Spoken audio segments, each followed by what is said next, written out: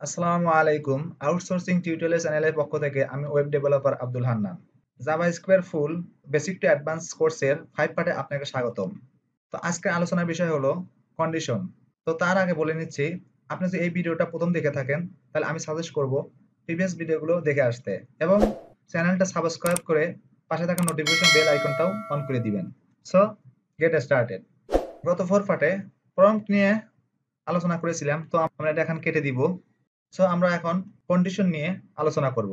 Condition হলো বিভিন্ন কন্ডিশনে আমরা ডিসিশন মেক করে থাকি, অর্থাৎ বিভিন্ন অবস্থা অনুযায়ী আমরা সিদ্ধান্ত নিয়ে থাকি।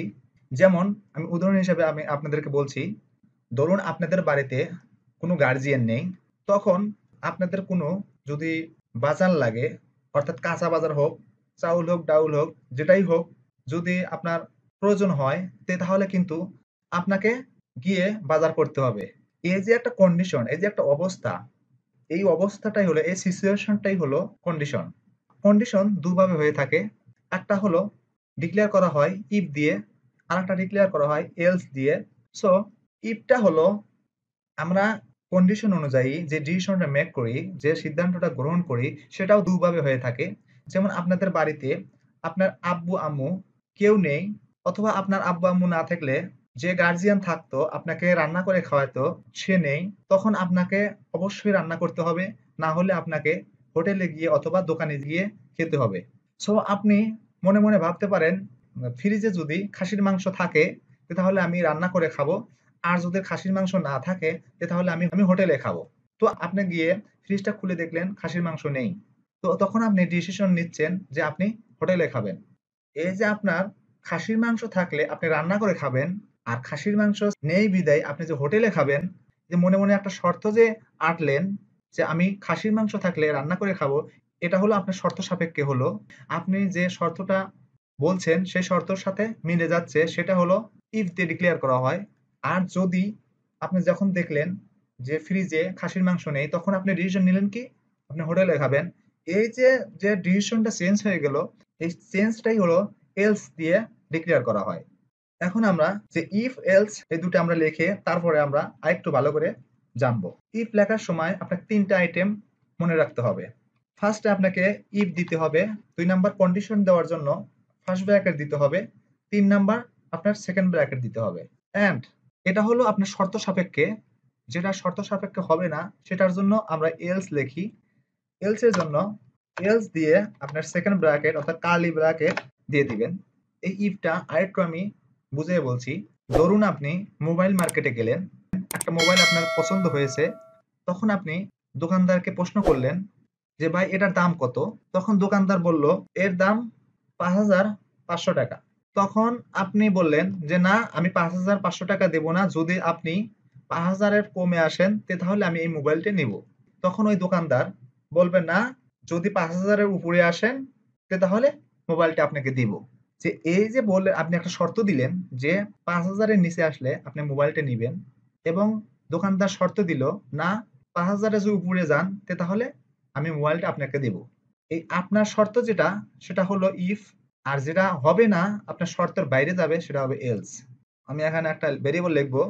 তো ভেরিয়েবল লিখতে গেলে 5টা আইটেম আপনাকে লিখতে হবে। একটা হলো ভেরিয়েবল ডিক্লেয়ার করতে হবে, সেটা যেটা দিয়ে ডিক্লেয়ার করেন, আপনি বার দিয়ে ডিক্লেয়ার করেন অথবা অ্যাডভান্স আরো 2টা আছে সেটা দিয়ে ডিক্লেয়ার করেন। দেন ভেরিয়েবল নেম দিতে হবে। আমরা যেহেতু মোবাইল নিয়ে কথা বলছি, আমরা এখানে মোবাইল প্রাইসটা দিব, মোবাইল প্রাইস।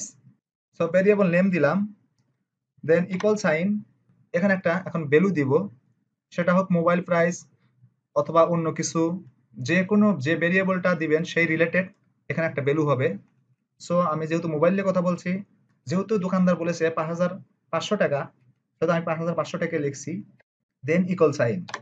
এখন আপনার কথা হলো যে ৫,০০০ এর কম হলে আপনি মোবাইলটা নিবেন। সো তার জন্য এই ফার্স্ট ব্র্যাকেটের মধ্যে লিখবেন মোবাইল প্রাইস, যেহেতু আপনি বলেছেন ৫,০০০ এর কম হলে আপনি নিবেন, সেহেতু লেস দেন ৫,০০০।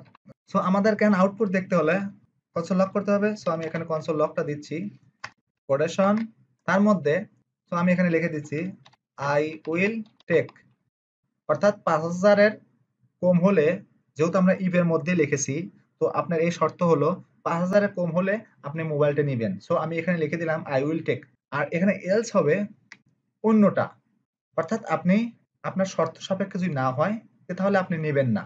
সো এখানে আরেকটা কনসোল লগ দিচ্ছি। কনসোল লগ দেন কোটেশন এর মধ্যে আপনার শর্ত হলো যে 5000 উপরে গেলে আমি নেব না। So I will not take. যখন আপনার শর্ত সাপেক্ষ মিলবে না তখন এই এলসে আসবে, ইফে যাবে না। যদি আপনার শর্ত সাপেক্ষে মিলে যায় তাহলে এই মেসেজটা আউটপুট দিবে। যদি শর্ত সাপেক্ষে না মেলে তাহলে আপনাকে মেসেজটা আউটপুট দিবে। দেন যেহেতু আমরা ফার্স্ট অবস্থা ওপেন করলাম সেহেতু আমাকে নোট লিখতে হবে। লিখে ফাইল নেম ডট জেএস দেন ইন্টারফেস। এখন আপনার কিন্তু শর্ত সাপেক্ষে হয় নাই। দোকানদার কিন্তু 5000 উপরেই দাবি করে বসে আছে, কিন্তু আপনি বলেছেন 5000 এর নিচে যেতে হবে। সো আপনার শর্ত সত্য হয় নাই, সেজন্য আপনাকে আউটপুট দেখাই দিছে আই উইল নট টেক। অনুরূপ ভাবে যখন আপনি দোকান থেকে বের হয়ে চলে যাবেন তখন দোকানদার বলল যে ভাই ঠিক আছে তাহলে আপনি 5000 কমই দিয়ে মোবাইলটা নেন, তখন আপনার শর্তটা সত্যি হবে। যেমন এখানে দোকানদার কমিয়ে দিল 4900 টাকা। তো এখন যে আপনি আউটপুট দেখেন, এখন আউটপুট আমাদেরকে দিয়েছে আই উইল টেক, অর্থাৎ আপনার শর্তটা পূরণ হয়েছে, সেজন্য আপনাকে মেসেজ দিচ্ছে আই উইল টেক। আর একটা বিষয়ে বলি, ধরুন আপনি একটা পিকনিকের আয়োজন করবেন, আপনারা বন্ধুরা মিলে একটা ডিসিশন নিলেন যে 100 জন যদি পিকনিকে যাওয়ার জন্য রাজি হয় তাহলে আমরা পিকনিকে যাব, অন্যথায় যাব না। এই যে একটা ডিসিশন নিলেন যে 100 জন হলে আপনারা পিকনিকে যাবেন, অন্যথায় যাবেন না, সেটা কিভাবে করবেন? সো এটা করার জন্য আপনাকে এই লেস দ্যান কে চেঞ্জ করে গ্রেটার দ্যান দিতে হবে, অর্থাৎ right angle left angle change করে রাইট অ্যাঙ্গেল দিতে হবে। দেন আমরা ভ্যালুটা চেঞ্জ করে দিচ্ছি, এখানে দিচ্ছি 100, দেন এখানে দিচ্ছি ধরেন প্রথমে আমি 90 দিলাম, এখানেও চেঞ্জ করে দিচ্ছি, ও দিয়ে দিচ্ছি, এখানে উই দিয়ে দিচ্ছি, এখানে উই নট গো। ওকে, এখন যে আউটপুট দেখেন, তো সেম অবস্থায় কিবোর্ডের আবার অ্যারো প্রেস করে ইন্টার প্রেস করলেই চলে আসবে। তো এখানে দিচ্ছে উই উইল নট গো, অর্থাৎ আপনার এখানে শর্তটা পূরণ হয়নি। এখন যদি আপনি এখানে যতই দেন কিন্তু 100 জনের উপরে যদি দেন, সো আমি তার জন্য এটা ভ্যালুটা আমি চেঞ্জ করে দিচ্ছি, 110 জন দিয়ে দিচ্ছি। যেহেতু আপনার শর্তটা এখন পূরণ হয়ে গেছে, এখন আপনার রেজাল্ট আসবে ট্রু, অর্থাৎ ইফ এর মধ্যে যে রেজাল্টটা আছে সেই রেজাল্টটা আউটপুট দিবে।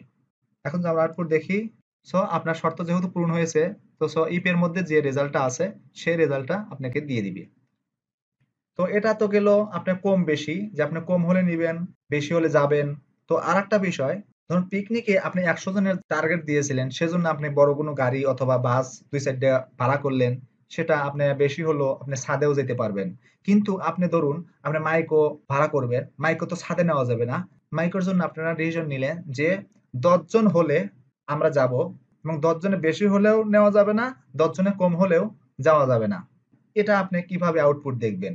তার জন্য আপনাকে এই গ্রেটার দ্যানটা কেটে দিয়ে, অর্থাৎ রাইট অ্যাঙ্গেলটা কেটে দিয়ে আপনার ডাবল ইকুয়াল দিতে হবে।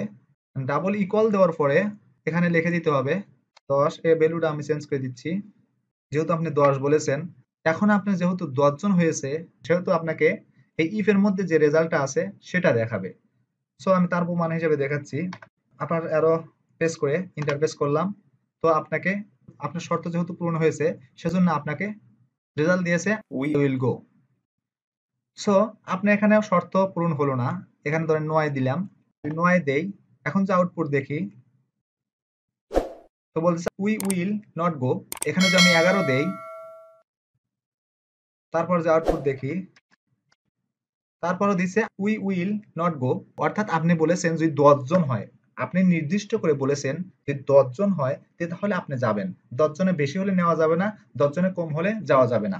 দেন আপনার যে শর্ত দিয়েছেন সেই শর্ত অনুযায়ী একটাও হয়নি। সো যদি 10 জন হয় তাহলে আপনার শর্ত সাপেক্ষে মিলে যায়, তখন আপনি যে ইফ এর মধ্যে যে রেজাল্টটা আছে সেই রেজাল্টটা আউটপুট দেয়। তো সো গাইস, আজকের ভিডিওটা এখানেই রাখছি। নেক্সট ভিডিওতে মাল্টি কন্ডিশন নিয়ে আলোচনা হবে। সো নেক্সট ভিডিও দেখার আমন্ত্রণ জানিয়ে আজকের ভিডিওটা এখানেই রাখছি।